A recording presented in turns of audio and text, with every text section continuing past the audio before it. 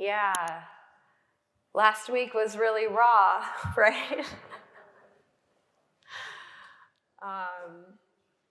For those of you who weren't able to join us or didn't see last week's sermon, I shared a little bit about my struggle with depression and really trying to connect to my divine value.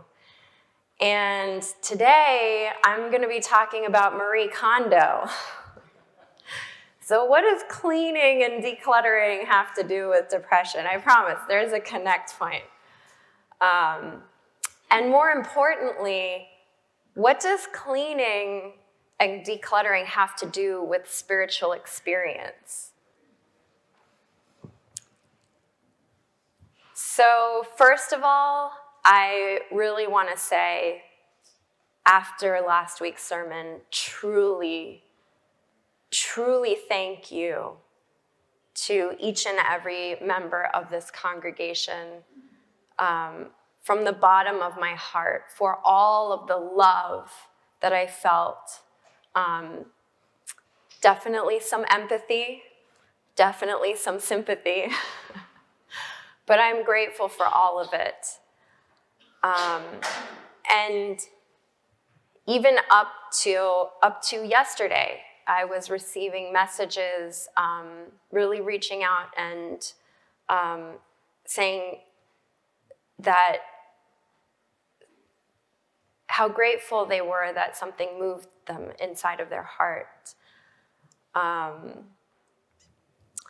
For those of you who felt worried about me, I do want to assure you that my marriage is good. My relationship with my husband is wonderful. Shout out to Matthew, who's watching on YouTube right now. He is very supportive. And I also want to assure people that I do actually have a therapist that I've been seeing for a few years now, and that's been incredibly helpful for me on my journey. And I also have the most wonderful circle of elder brothers and sisters, both first and second generation, that I reach out to for support when I am in these very, very dark moments in my life, that I can turn to ask for guidance and perspective.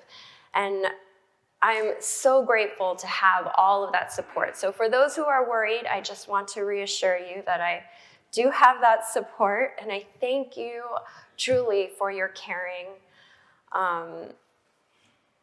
But for those who maybe could relate a little bit too well to last week's message, if you are struggling, that message, I really wanted you to know that you're not alone. And as a pastorship, not just myself, but Pastor Takino, Pastor Naokimi, Dr. Yong, we are all here for you.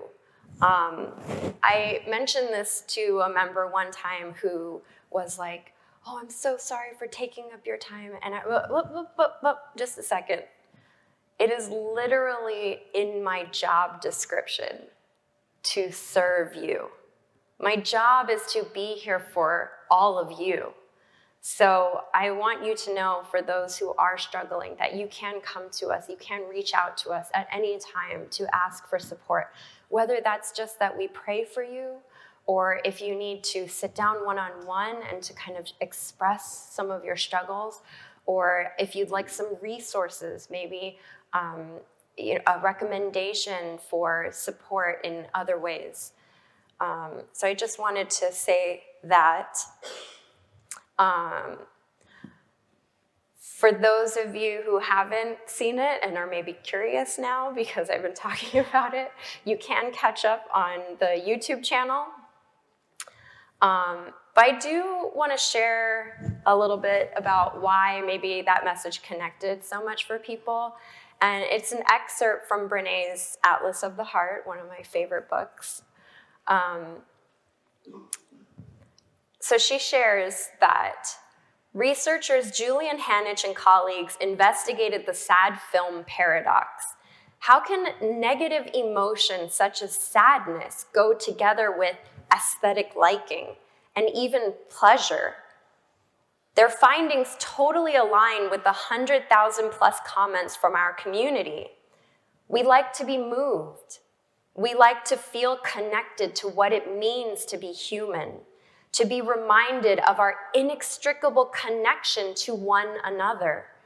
Sadness moves the individual us to the collective us.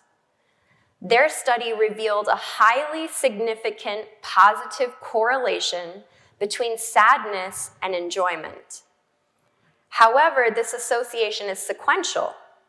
Sadness leads to feeling moved, which in turn leads to enjoyment. Hence, sadness primarily functions as a contributor to an intensifier of the emotional state of being moved. So, for those of you who were moved by my sadness, I thank you. Yes. So, what is one of the best ways to help move you out of a state of depression when you are really feeling so low that you just cannot do anything? Any ideas? Any guesses? Action. Help someone. Give. Yes. Action was a great, yes. And sometimes it's the smallest action that can help you on that journey out of that rut or out of that deep, deep, low valley that you are in. And sometimes that action is as simple as cleaning up your room. You know, when you are feeling so heavy that you cannot do anything, I don't know about you guys, but my room often becomes a huge mess. I can't, accumulate cups of tea and water and my poor husband, laundry. And so sometimes just the simple act of, I'm just gonna clear one thing. Maybe I can't clean the whole room, but if I can do one small thing, it can help us to kind of move out of that place of being stuck. So for those of you who don't know about the KonMari cleaning method, I'm going to share with you this trailer of her show on Netflix. Oh. So if you haven't seen it, I highly recommend check out her show. Marie Kondo and her cleaning method were one of the things that really changed my life. And I had a spiritual experience doing this method. From the way that she talks to the house when she first arrives, she kind of asks them, is it okay if I just speak to the house? And she'll sit down and like kind of like this. I was like, wow, she's praying. And then, or the way that when she talks about gather your books and then tap them gently to wake them up, I was like, oh, there's something so spiritual about this. This is not just decluttering. There's something deeper here. And that was something that I noticed before I started my tidying festival. So, for those of you who don't know the method, there's a tidying festival, and you start by preparing. You think about, how do I feel right now? And then you imagine, what is my ideal living space? How would I feel in that ideal living space? And you can create a vision board, or you can take pictures from like magazines and kind of create that space. What are you hoping to achieve? It's similar for those of you who haven't tried the Achieve coaching program, but it's very similar to imagining what is the goal and how are you going to feel, and then working towards that. And then there are different categories that you work through. So you don't clean by room in the house, you clean by categories. So first clothes, then books, papers, then komono, miscellaneous items, and then you do the sentimental items the last. And I was very, very lucky because my good friend, Mija Maldonado, had a friend who was training in this method to get certification. So she said, I'll take you on as a client for free because I need to practice to get my certification. But if you don't complete all 6 weeks, then you have to pay me $150 per session because I don't want to waste your time and you don't want to waste my time. And I said, oh, that's a lot of money. So that's a good motivator to complete. Yes, okay. So what's the first thing that I learned in doing this tidying festival?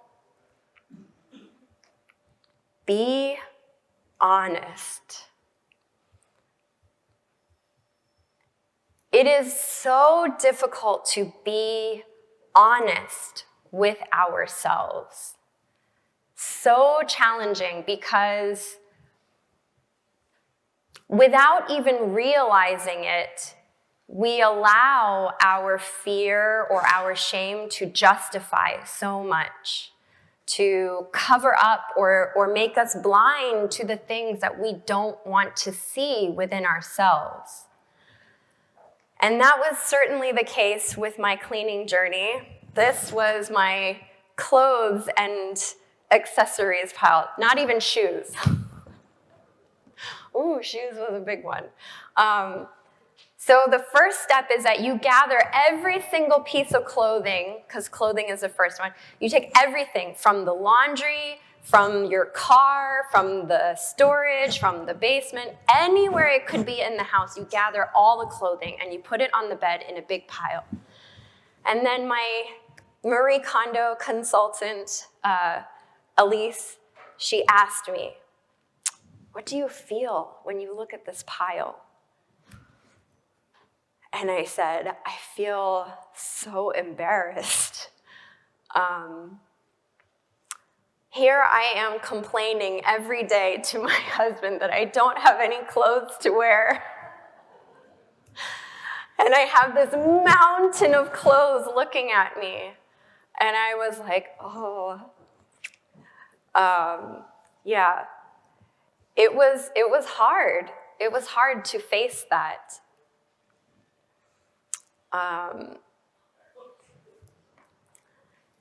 Those are the bags from what I was able to let go of. And so the process of Marie Kondo is that once you've created this pile, the first item that you pick up is something that you know you love. So like a dress that, oh, I know I love this dress. I feel amazing when I put it on.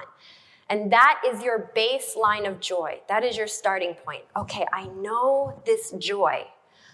And then you go to the other items. Do I feel that same kind of joy? Do I feel that same kind of joy? And you do that with each item. You have to touch it physically. And that process of touching it and checking in with myself was so interesting because I'd come up on like a dress and I'm like, ooh, this was a really expensive dress. I only wore it one time. Maybe I should keep it. Elise, what do you think? Should I keep this dress?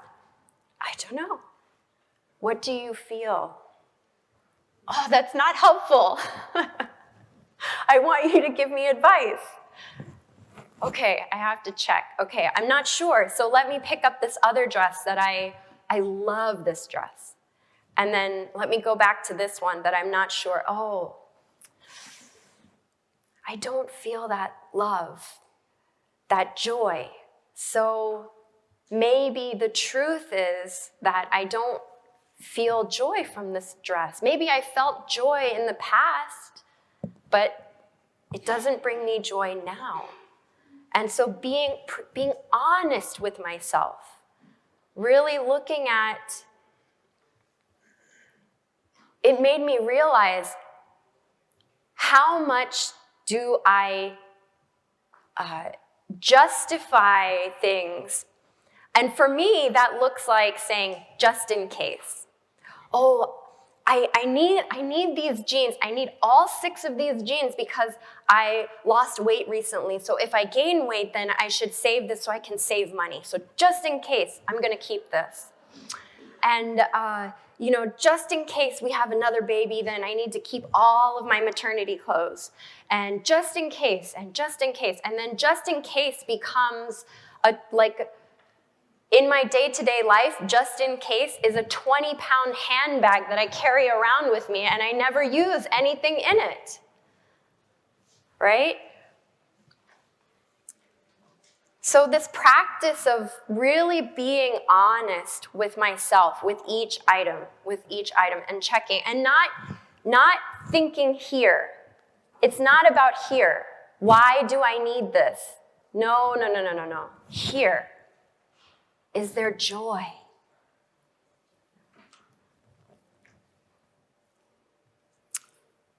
So Father Moon shared some really profound words that I'd like to share with you. What is the real difference between the word of God and the word of Satan? Do you realize that out of 4 men speaking on the divine principle, 2 could be men of God and 2 could be men of Satan? There is some internal factor distinguishing them. Is this thought surprising to you? How could a man of the satanic side even be speaking of the divine principle? There is no visible boundary line between God's camp and Satan's camp, but a boundary does exist nonetheless. In order to understand this, consider whether you have ever been able to pinpoint the exact moment in time when today becomes tomorrow. No one can do that. The transition from 11:59 to midnight is invisible. Likewise, somewhere within you is an invisible boundary that puts you either on the side of Satan or on the side of God. You must be absolutely certain of the criterion needed to distinguish the satanic side of man from the heavenly side of man, because as small as you are the center around which the boundary is formed. On your left-hand side, you have a connection to hell, and on your right-hand side, you have a connection to heaven. Individually, you form the boundary between heaven and hell, and no one else but yourself determines where you are. Many people may think that heaven and hell have nothing to do with them, thinking that heaven is somewhere up in the sky and hell is somewhere down below. Perhaps they associate heaven or hell with their parents, blaming their parents for their troubled situation. But this is not the case. Heaven and hell are within you. And as that speech goes on, what is the criterion to make that distinction? The one criterion God has given throughout history is whether or not a person's purpose is selfless and public-minded. So this just emphasizes why it's crucial for us to know ourselves in order to discover our Creator, to discover our Heavenly Parent, to really know God, not just up here, but in here.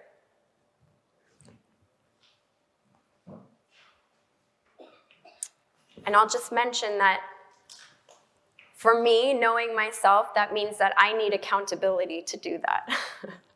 So having this Marie Kondo consultant was really important for me. I think that's why also coaching can be so powerful. So number 2, what I learned is joy, not fear. Like I mentioned before, how many times do we make decisions from a place of just in case? Just in case. We let our fear drive and control so much of our life. Leaning into the joy through this process of 6 weeks of touching physical things and really checking in with myself. Does this bring me joy? Does this bring me joy? Does this bring me joy? It actually taught me to trust myself more. That I can trust myself to make decisions. I've shared before in the past, watching my sister go through her journey, her struggle with battling cancer. And one of the things that watching her really struggle through that was like her facing her demons around, why is it so hard to make these major decisions in my life? I think so many of us struggle, or we know somebody who really struggles with like big life decisions. Should I marry this person or not? Should I go for that job? Should I make this next step in my life? And just feeling paralyzed by fear. Why? Where does that fear come from? It comes from this place where we are scared to trust. We're scared to trust in ourselves. Even in God, we struggle to trust. So this is the result. I didn't have a before picture, but it was you could never see the floor. You could never see the floor. There was always clothes on the floor, and when I would pull out one thing, 2 things would come out with it, and it was just a mess. And then suddenly there was like space, and my consultant recommended put things at eye level that bring you joy. So this hanbok, you never get to wear it, but you love it, right? So maybe hang it up so when you walk in your closet, oh, it's so pretty. I can enjoy it. Put photos. So I put some pictures of my husband and, my sisters. Make it a joyful space. These are my drawers, folded very nicely. Even like she recommended, the color coordination go from light to dark. It's not still that way, I will say. I'm due for another tidying festival. But I do want to share another thing. At work at that time, this process of trusting myself, it spilled over into like every aspect of my life, where suddenly I was making decisions faster. And then at work, at that time, I had just it was maybe 1 year into working at our church headquarters, and I was really, I was facing this bottleneck because I was trying to explain to Dr. Kim what the importance of social media was, right? And he kind of understood, but I was waiting and waiting to get permission for something, and then suddenly, I was like, after doing this process, I came to work one day and I was like, why am I waiting? Why am I waiting for permission? I know that this is what we need to do to move forward. I know in my gut. And so trust myself. Okay, we're gonna do this. We're gonna start the account. I'm gonna hire this person. I have to report. That is my responsibility, is always to report to my central figure, report to my superiors and let them know what I'm doing. But I can move forward without waiting constantly. And it was so liberating. And then, yes, the social media came alive. We started to engage with more young people. We started to get more more of a following, another way to communicate with people, to share what's going on with headquarters and things. It was so empowering and encouraging to see. So I came across this Bible verse, Romans 12, chapters 1 and 2. And these two first lines of those chapters really spoke to me. I appeal to you, therefore, brothers, by the mercies of God, to present your bodies as a living sacrifice, holy and acceptable to God, which is your spiritual worship. Do not be conformed to this world, but be transformed by the renewal of your mind, that by testing you may discern what is the will of God, what is good and acceptable and perfect. And so it's so important for us to really understand ourselves. When something makes me angry, why does it make me angry? When something makes me feel hurt, why does it make me feel hurt? Not just that it feels hurt, not just that it's the circumstances, but where is that coming from within myself?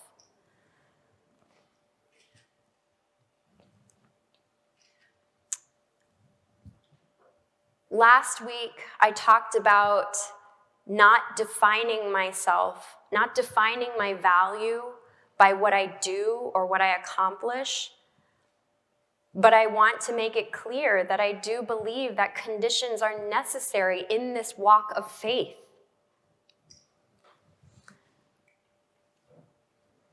For me, the challenge is, why do I get angry when someone tells me what to do? Why do I feel, where is that coming from within myself? And in order to know that, in order not to blame the other person, because blame can never bring unity, in order for me to really come to a place of unity, I have to be curious, I have to be honest, and I have to come to a place of acceptance. And that is the journey that I constantly find myself. No matter how many times I've come through and broken through and won unity in a very real way, a new challenge comes up for me to discover again, to ask myself again, to dig deeper again and find God more deeply again. Exactly as it says in this verse, that your bodies, we present our bodies as a living sacrifice, holy and acceptable to God.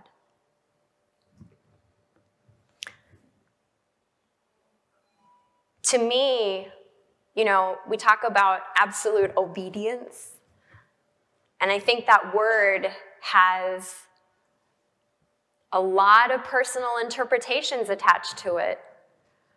But to me, obedience is not just following because I need to, it's about because I want to. When we do it because we need to, it's easy to give up. It's easy to be like, F this, I don't need to continue, I don't need to do this, But when we want to, when you want to pursue God, when you want to find God with every fiber of your being, when you want to know God relentlessly, the way that Father and Mother Moon do, you will push through. You will find a way. You are committed. And that to me is the essence, the true essence of obedience.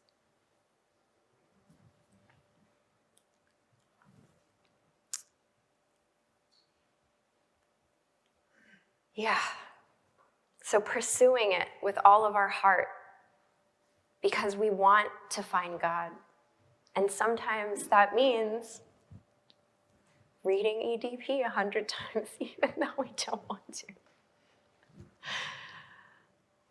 Or doing those things, but really finding that heart. And the third thing that I learned is I learned from Marie Kondo to let it go with gratitude. So many times, I don't know, looking at all of those bags of garbage, the garbage bags, sorry, it wasn't garbage, but looking at all of those garbage bags, people are like, but I don't want to just throw it away. But her process is not about just throwing it away.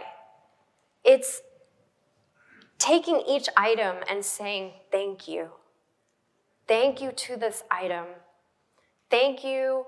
Maybe I bought it and I never wore it. Maybe it still has the tags on it. But saying, thank you for teaching me actually what I don't like, what doesn't serve me. I've learned something from you. It's not a waste. And now I offer you to serve somebody else.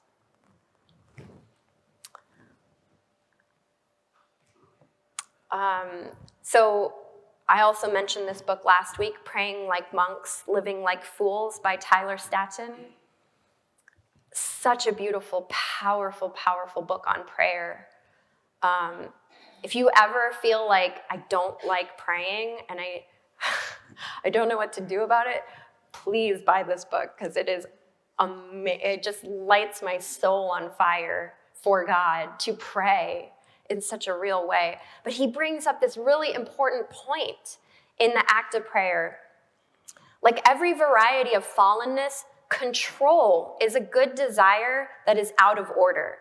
Control is a surface level symptom of a soul level desire for fruitfulness. We want to live consequential lives. We want to make a marked difference in the world, to matter in both a personal and profound way. But when we clench our jaws and put that desire into action, we end up exhausted and overwhelmed. The millennial generation, of which I am a part of, is the most socially conscious, globally minded, justice-oriented generation in recent memory. But we're also the most mentally ill and chronically unhappy. We're a generation of people doing exactly what we want with our lives, channeling our energy freely into chosen pursuits for global good. And yet, we are completely overwhelmed, utterly exhausted, and chronically anxious. Those are the symptoms of a good desire out of order. Many have a subconscious internal monologue that goes something like this: I want to live a fruitful, meaningful life, but I'm just not sure I can trust God. I can trust him as my big answer to the big theological questions, but I'm not sure if I can trust him with my dreams, my hopes, my plans. I can trust him ultimately, but I doubt I can trust him immediately. So I'm white-knuckled my life with everything I've got, micromanaging my surroundings, my perception, my next step. But when we trust God with our worldview, but not our current experience in the world, we are falling victim to the lure of control. How many of us are exhausted, overwhelmed, and chronically anxious because we're trying to satisfy good desires by the wrong means? Jesus teaches us to include the phrase, give us, in our prayers. Daily, as we ask, he weans us off our addiction to independence, our insistence on living under the illusion that what we most deeply desire, we can feed ourselves all on our own. Our requests are not the spoiled whinings of a child or the shaking change cup of a beggar. Daily bread prayers are a daily reminder that we are not in charge, not in control. Prayer replaces control with trust. A God-given desire is only fulfilled by God-given means.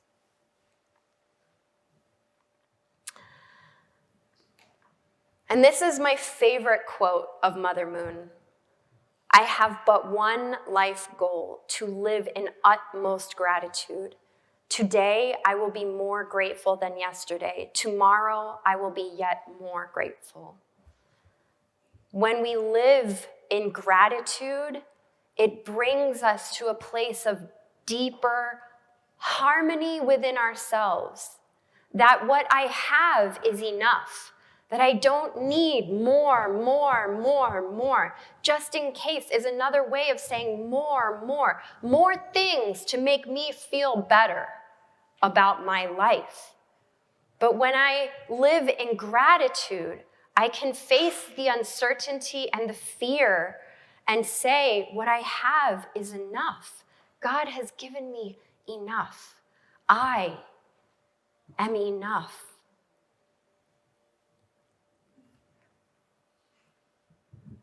And just one bonus, I've learned from this that spiritual experience is about listening inside. We have this tendency to kind of think that, like, I don't know, I never had like a crazy spiritual experience growing up. I wasn't like, God whispered in my ear or like God spoke to me this. What I've realized through this 6-week process of really checking within myself is that God is a feeling within us. That the more we understand ourselves, our feelings, we can name these things within us, it creates a connectedness. We talk about mind and body unity, but how often do we take the time to really feel what is going on in my body as I'm experiencing these overwhelming emotions? We don't often think about that. And that connection is so crucial because God created us with a physical body, with mind, with intellect, emotion, and will. All of these things are interconnected.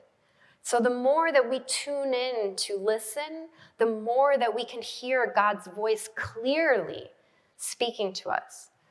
And for me, that practical method, it's prayer, it's meditation, it's also, for me, it's also so much of Brené's work. So in understanding my own emotions. So I just want to leave you with this last clip. If you haven't read her work, I highly recommend it. But if you don't have time to read it, she has a TV series on HBO Max. So just gonna share this short trailer. Maybe you'll see why I love her so much. Here's what I'm going to tell you about the porthole that we're getting ready to go into. It's going to hurt. You're not going to be able to come back. You probably do not fully know what's on the other side, and you will not be able to unsee it. Ready? A couple of y'all like, this is bullshit. This was not in the waiver.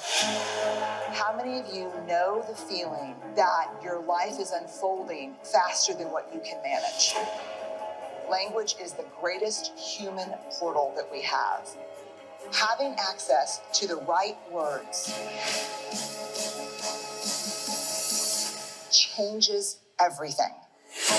We're here to figure out how do we cultivate meaningful connection with ourselves and each other. I may even subject myself to some very difficult role plays. I feel like I'm about to lose my job. Oh my gosh, you poor thing. Bless your heart. Okay, let's stop. I can't take it. If you can understand the connection between how people think, feel, and behave, and how those three things are connected, you understand everything. I think we can be really daring in our adventures with the right language and a big, full heart. We'll see if you're still standing after this episode.